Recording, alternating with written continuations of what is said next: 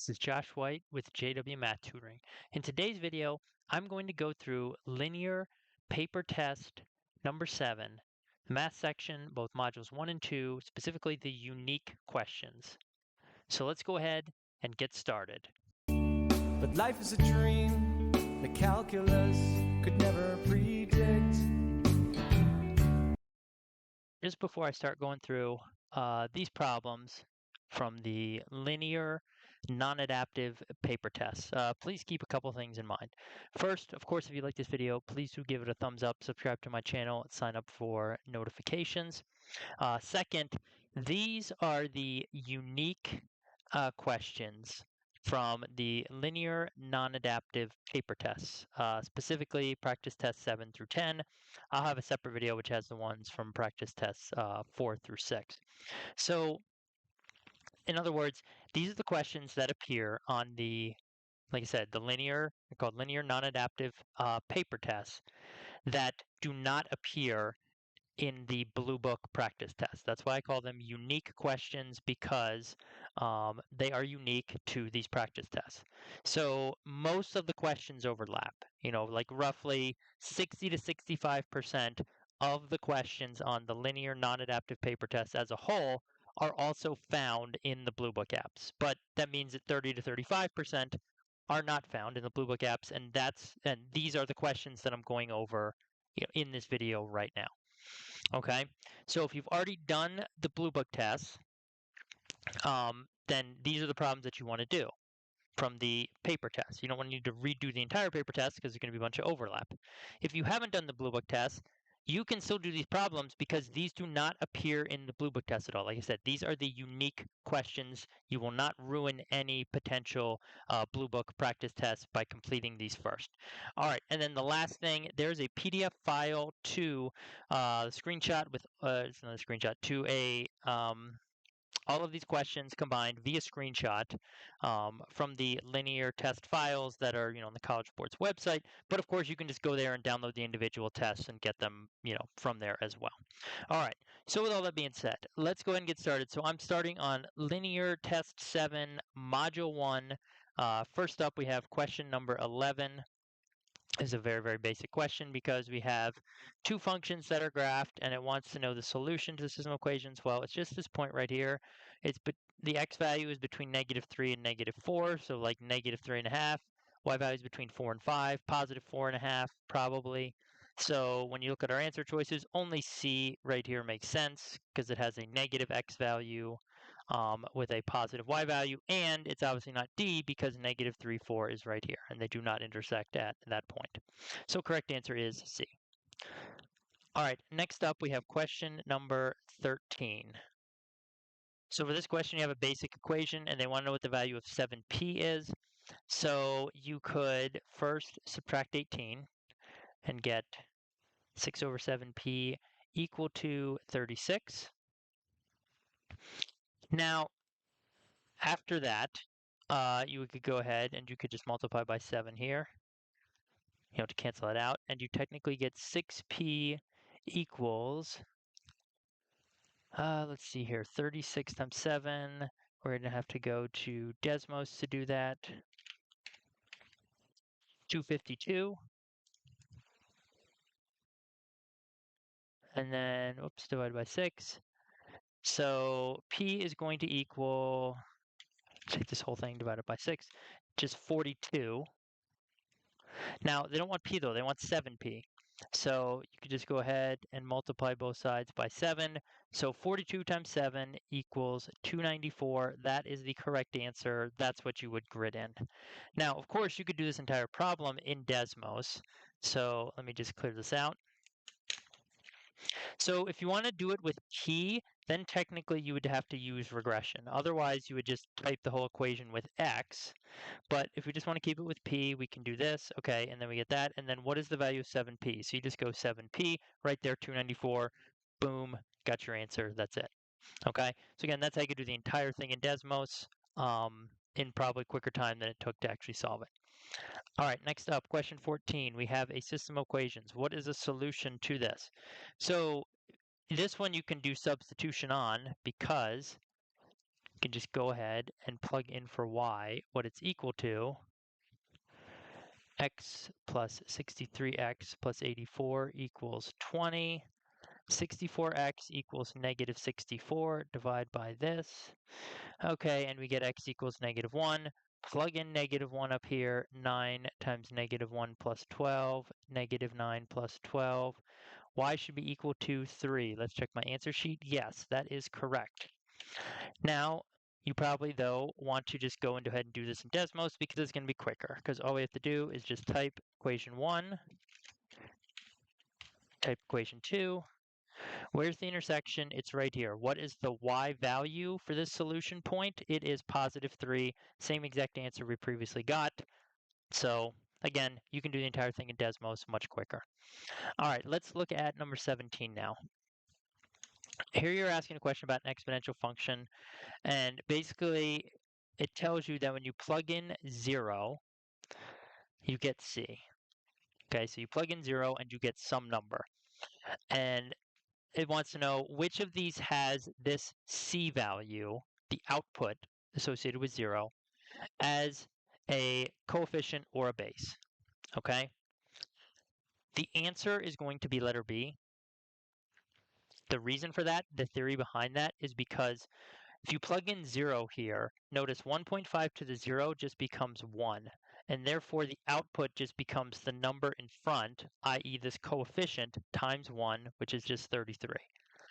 If you plug it into any other of the answer choices, you're going to have 1.5 raised to a number other than 0, which means that your answer, when you simplify that, is not going to be 1.5, or it's not going to be 1.5, or it's also not going to be 1.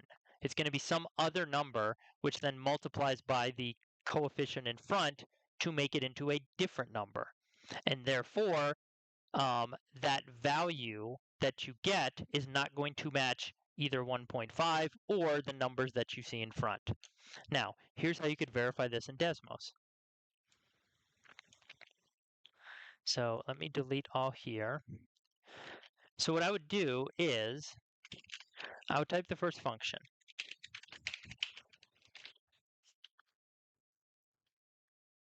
Okay, and then I would say, okay, what is f of 0?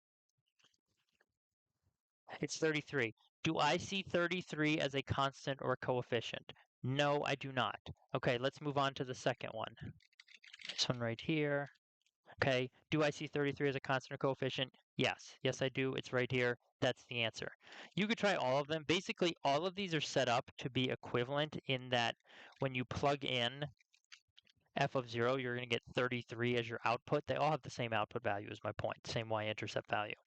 Okay, so obviously the only one that's going to be the correct answer is the one that has the 33 in front of it, okay, which is letter B. So this is just how you could confirm that as well in Desmos. All right, let's look at number 19 next.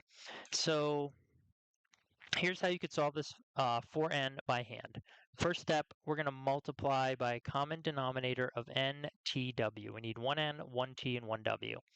That's going to give us 12tw minus 2nw equals negative 2nt. Since we're solving for n, we need the n terms on the same side. Let me just confirm here. Okay, I added this to move it over to the right. So I got 12tw equals 2nw minus 2nt. Now you can factor out a common factor of 2n and leave w minus t there. And then we will divide by w minus t. I'm going to divide by 2 just in a second here. Okay, so w minus t. So now this is gone. And then just separately, I'm going to divide by 2. That cancels this out because 2 over 2 is 1. And then you divide this whole thing by 2. 2 goes into 12 6 times. So that's why you see almost all the answers have a 6, not a 12. So the correct answer is going to be 6tw over w minus t. It is letter D right here. Okay, now you can also do this in Desmos. So here is how we're going to do that.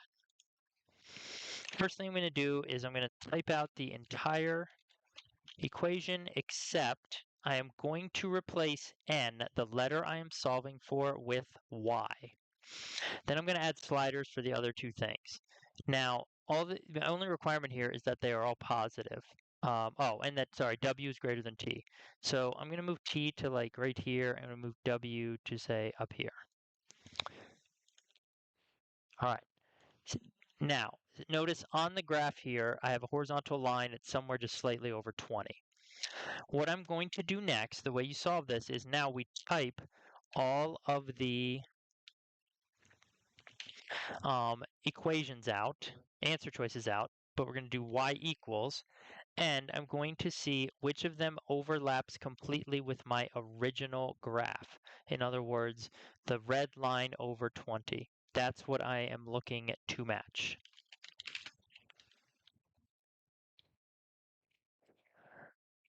The y equals in front. Okay, so far none of them match, none of them overlap it, and that should confirm. Here we go. So notice, let's get rid of this. That's wrong. Get rid of this. That's wrong. Get rid of this. That's wrong. Notice here, I only have one line on the screen. That's because I have overlapping things between answer choice D and answer the original given expression. Okay, so this is how you can do the problem entirely in Desmos. Again, if you want to see this in more detail or in more steps, go to my Ultimate Desmos Guide to Digital SAT Math. I show you how you can solve these formulas. We're solving for one letter by, again, using this exact method. All right, next up, we have question number 22. So what's going on here is you have a circle, you have the center at P, and you have Q, and you have R. All right, and then we have a triangle. We can just draw some line segments here. We know that the radius of the circle is 9 inches. So notice PQ and PR are both going to be 9 because they are both radii. We know the perimeter is 31 inches, so we just know that 9 plus 9 plus QR has to add up to 31. So what does QR have to be? Well, this is 18. Subtract 18. QR is just going to equal 13. Basically, it's going to be a letter B, and that's it. All right, for 27, so to do this by hand, basically what you would notice is that the vertex of a quadratic function, which is what we have here, reaches its maximum or minimum, in this case, at a point which is basically symmetric with respect to its two x-intercepts. So one x-intercept is positive 2, the other is negative 15. So what that means is the vertex is going to be exactly in the middle from a horizontal or x perspective. So in other words, the midpoint of these two x values will be the x coordinate of my vertex, which is what the problem is asking for. So it's just negative 13 over 2. You could also grid it in as negative 6.5. Either of those would be accepted, but this is the correct answer. Now, of course, we could go to Desmos. Let's get rid of this. And you could just easily graph out the function and see, okay, where does the minimum happen? Let's zoom out. Okay, we can click on it right here. Negative 6.5 is the x value. That's how you can get your answer.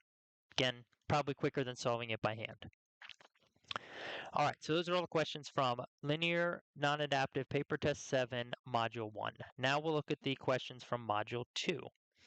So, first one up, very basic percentage question, 250 trees, 6% of them are birch trees. How many birch trees are there? This is just 6% of 250.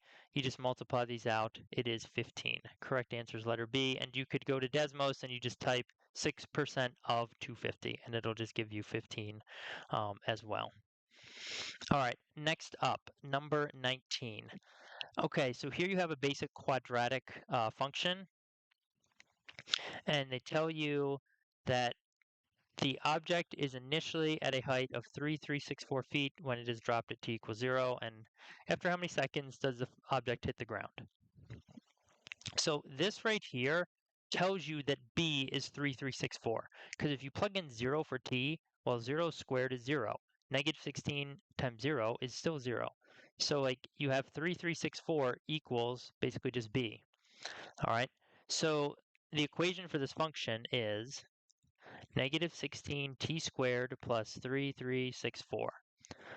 So how many seconds does it take for it to hit the ground? Well, its height when it hits the ground is 0. So basically you just set this equal to 0 and you go ahead and solve it. Now, if you want to do that by hand, okay, well, you could just add the 16t squared over to the other side, divide by 16. It's going to come out to 210.25. I would not expect you to know this. You would just do it on a calculator. Then you square root both sides, and we get 14.5 seconds. So the correct answer for this is letter B. Now, you could, of course, also do the latter half of this, the solving part of this in Desmos. So all you would have to do is basically say negative 16x squared plus 3364, and then you zoom out and look for your vertical lines right here. 14.5, obviously we don't worry about negative values of it, so correct answer is right here, 14.5 seconds. Okay, again, just graphing this, looking for the basically the x-intercepts. All right, next up, question number 21. So probably one of the most difficult questions on this linear paper test, although there are technically 3 different ways that you could do this. I came across that when I was working with a student on this problem before. So essentially what's going on here is you have 2 parallel lines, you have a line intersecting them, right? We've got obtuse angles, we've got acute angles. So one acute angle right here, let's say, is 9x minus 560. That means the obtuse angle, which is adjacent to it, will be 180 minus that entire expression. Or if you simplify that, it's going to be negative 9x plus what I've written down here, 740. 560 plus 180. Okay, so just cross this out. All right, so now there are 2 different ways you could set up the equation, solve it. One method is to say, okay, the sum of one acute, 9x minus 560, plus 3 obtuse, 3 times negative 9x plus 740 is equal to negative 18x plus w. Okay? So basically, you have to solve out this equation. Now, what's going to happen? 740 times 3, 2200 something. Yeah, 2220. Okay. Plus 2220. Okay. Is the x values are going to cancel out because here you have negative 18x. Here you have negative 18x. So those drop out. So it's like now you just basically add, now you just add together negative 560 plus 2220.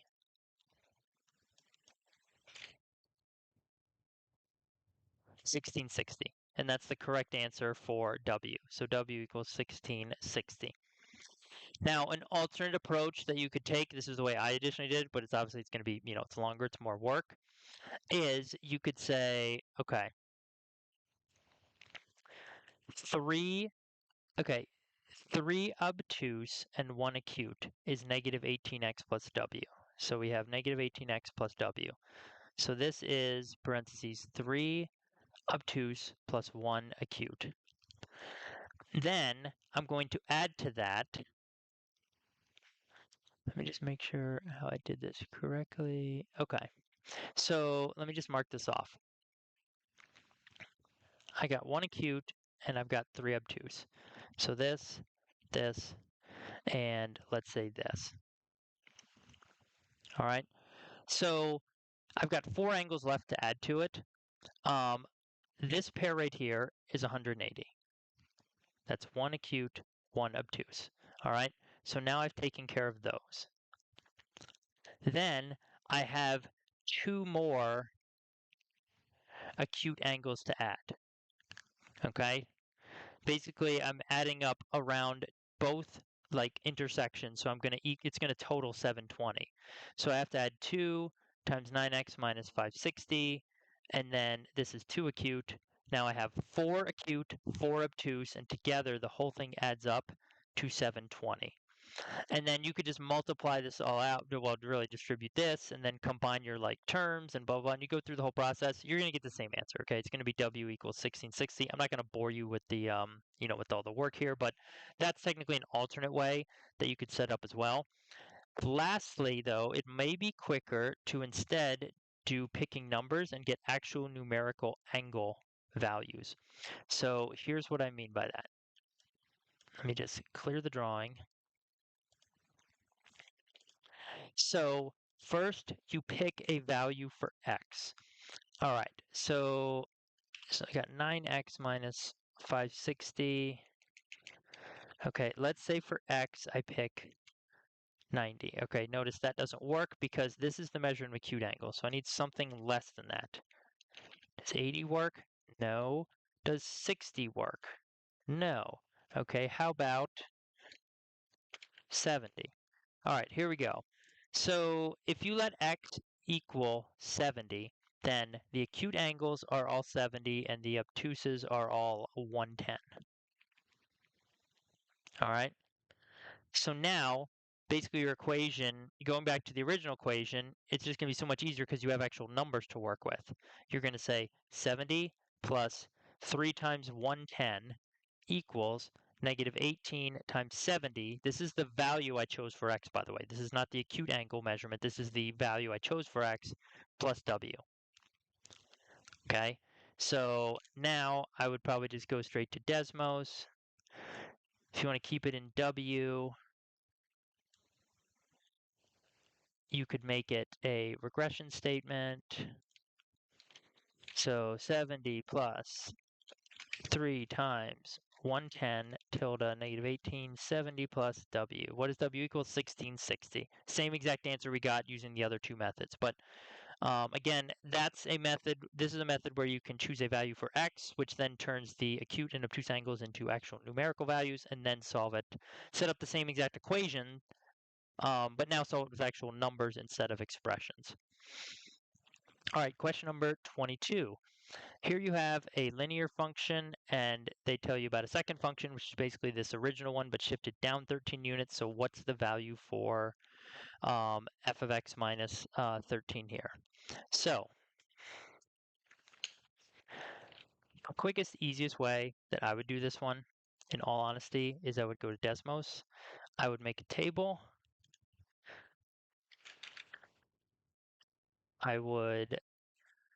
You only need 2 points, but whatever, we'll put in 3.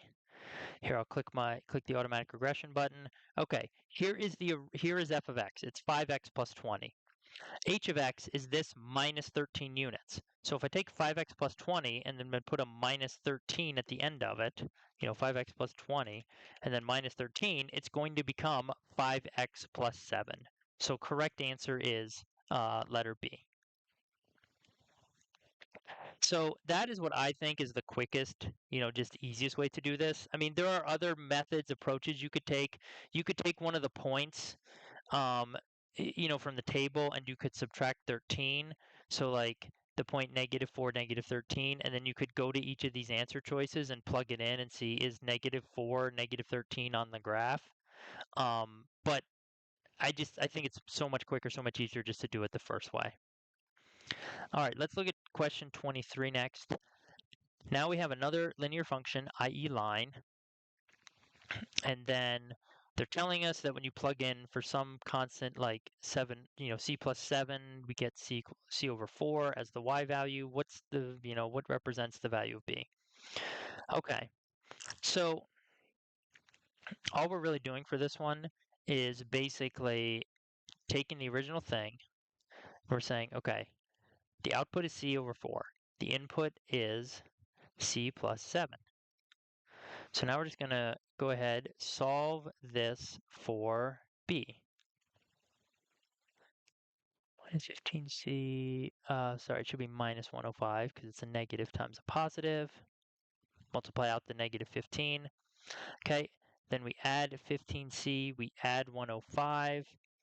Okay, so we have 105, and then we have 15c plus c over 4 equal to b. This doesn't exactly match the answer choices, so here we have to get a common denominator, so we got to multiply by 4 over 4. So this becomes 60 over 4 plus 1c over 4 plus the 105, of course.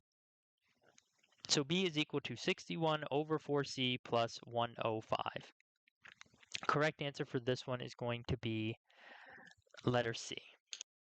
Okay, so now let's go to Desmos and see if there's an easier, faster way we can solve this in Desmos. So what I'm going to do is I'm going to basically set it up such that c over 4 is equal to b minus 15, and then here I'm going to plug in the c plus 7. All right, actually, except I need to use regression for this. And here's the other thing, I need to define c as a number. So let's say c is equal to 2, okay?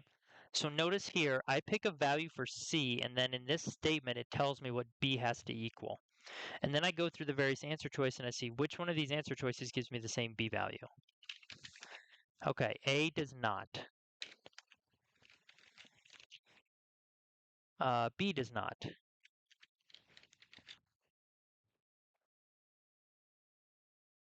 C does. Yeah, 135.5. And we'll just check D. Okay. D does not. 135, but not 135.5, so it doesn't match. Okay. So it looks like this is correct. And let me just choose like whatever different, random value of C here. So notice this one again still doesn't match. Does letter C match? Yes, 150.75. So this is the quick, easy way you could do it in Desmos. Again, I took this function, I plugged this in for like, the y part, the c over 4. I plugged this in for x. Then I added a slider for c to have it calculate b, and then I took b or I took the answer choices and I typed them all out and I saw which one of them gave me the same value for b. So that's how you could do the entire thing in Desmos. All right, next up we have two triangles. So we don't have two triangles. We have one triangle, XYZ. We have Z as the right angle.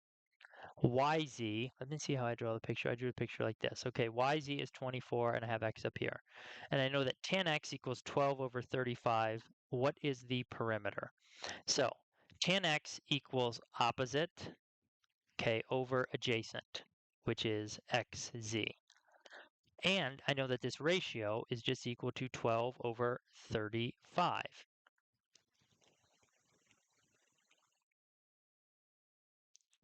Therefore, notice this on the left side is like double the number that's on the right side, so just times 2. This is xz is going to be 70. But you could also cross multiply it and divide it out as well. You get 12x equals 840, and then xz, excuse me, has to equal 70. So this side is 70. Now, we still need one more side to get the perimeter. So how are we going to do that? Well, we're going to do Pythagorean theorem. We're going to do 24 squared plus 70 squared equals c squared. And for this, I'm just going to go straight to Desmos because it is so much quicker and easier. If we use regression,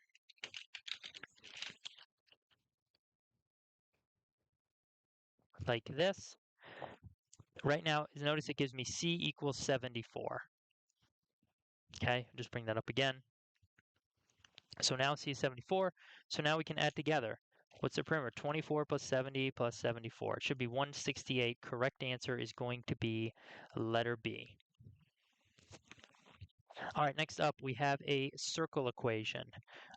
So for this one, if you want to do this one by hand, what you would be doing is completing the square, say by putting a blank here for the x's, and then you'd subtract over the y, and then put a blank, and we got 109, and you have two blanks on the right. You take 14, divide it by 2, that's 7. You square it, that's 49. So you had 49 to both sides. Take negative 6 divided by 2, it's negative 3. Square it, that goes here. You get 9. You add 9 to both sides.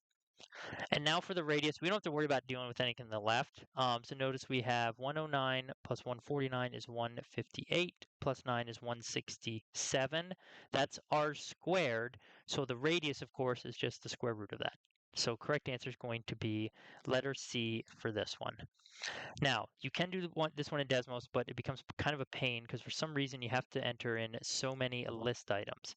Here's what I'm going to do. You have to put in, first of all, you have to move everything over to the other side. So you got to subtract the 6y over, and you have to subtract the 109 over. Okay. Then I'm going to set this equal to the standard form equation of a circle. X minus h squared plus y minus k squared. And technically what you're doing is you're taking both circle equations and you're setting them equal to 0. So that's why it's going to be minus r squared here. Okay, so notice we got a whole ton of constants here. Now what I have to do is I have to add a list with some things, and for both x and y.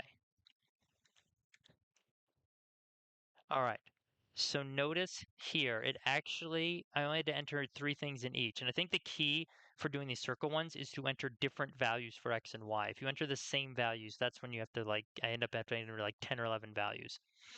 So it's giving me, yes, good values for h and k here, that I know are correct. So this is my r value.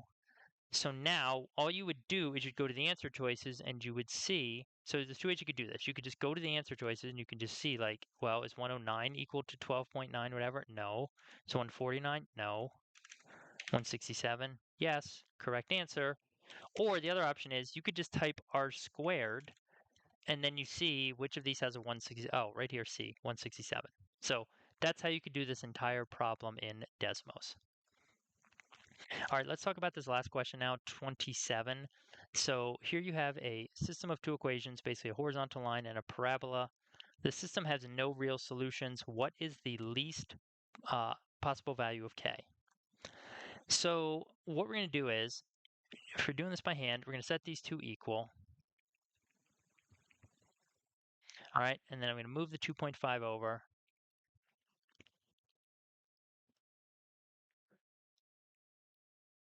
So for no real solutions, we want the discriminant to be less than 0. Okay, we want b squared minus 4ac less than 0. So that's going to be 8 squared minus 4 times 1 times 2.5 plus k less than 0. So now, well, this is just 4. So we get 64. Okay, negative 4 times 2.5 is technically negative 10. And we also have minus 4k. So now let's just combine these. 54 minus 4k less than 0, negative 4k less than negative 54, divide by negative 4. K is greater than or equal to 54 over 4, which is the same as 27 over 2, which is 13.5. Now, notice it says in the problem, this we have to read very carefully, k is a positive integer. Okay, so the least possible value of k will technically be 14 because you have to move this up to the next integer. All right, now we'll go confirm it in Desmos, and this is basically like the, if you want to solve in Desmos, how you would have to do it. So let's see here. You have 2.5. Here's our first one. All right, so we're going to add a slider for k. We want no real solutions. So notice here, as you move it in the positive, it gets closer to not intersecting. That's what we mean, no real solutions. Whereas if you go to the negatives, it's just going to get wider and the vertex is going to get lower. So that's a clue that even if you're doing this in Desmos without doing any of the before work, that you need to go into the positives. Okay, so now, also, we can set the step value to 1 because we only want integer values because it told us in the problem. So notice 13, 2 solutions. Then it jumps to 14, no solution. So this right here is how you could see or solve or confirm in Desmos that 14 is the smallest value of k for which there is no solution. 13, there are two solutions. 14, there are no solutions. So correct answer that you would, grid in or fill in is number 14. All right, I hope you enjoyed the solutions to these unique questions from Linear Paper Practice Test 7. Be sure to check out the solutions to the unique questions from the other linear paper practice tests. Currently working through 8 through 10, and then also the earlier ones will be posted as well. Otherwise, you have any questions or comments, please do leave them in the comment section below. Of course, if you like this video, please do give it a thumbs up, subscribe to my channel, and sign up for notifications. And lastly, again, if you're looking to improve your ability to use Desmos on the Digital SAT Math section, please check out my Ultimate Desmos Guide to Digital SAT Math. Over 3.5 hours of tips and tricks and practice problems to help you master Desmos.